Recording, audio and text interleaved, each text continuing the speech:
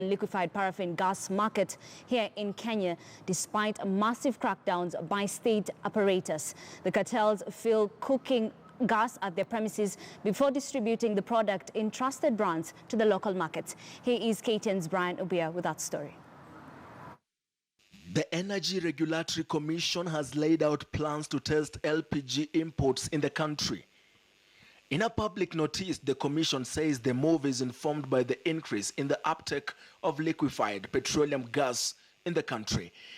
The Commission has since acquired 2 LPG testing equipment to be hosted at the Kenya Bureau of Standards laboratories in Nairobi and Mombasa, in which traders involved in the import of the product will, as from the 1st of November, be subjected to testing the commodity to check conformity to Kenyan standards before entry into the market. ERC is seeking to revise its energy regulations to enhance penalties for malpractices.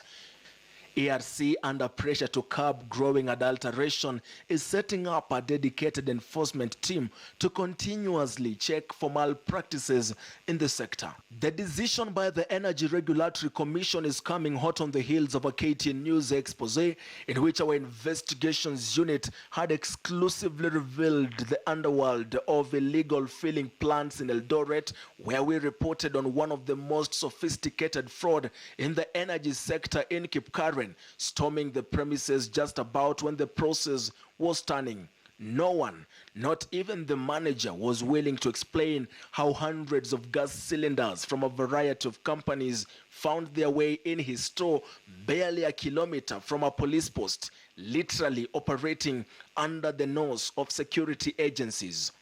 Tonight, once again, we expose another racket of illegal filling plants here in the capital, Nairobi, when our investigations unit, tagged with the DCI under the command of the Deputy Inspector General John Geshomo and some ERC officials, stormed a number of identified wheeler dealers in the energy sector.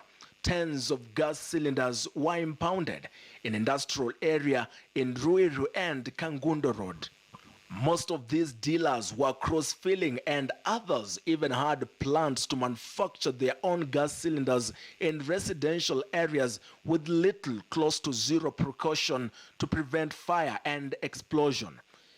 Among the 5 who were arrested, one has since pleaded guilty and has since been fined 50,000 Kenya shillings.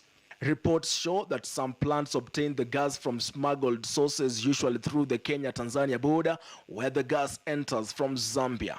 The illegal gas is thereafter packaged into branded containers of trusted brands that have already cut a niche in the market. If not, the illegal manufacturers invent names that are easily confused with the famous brands.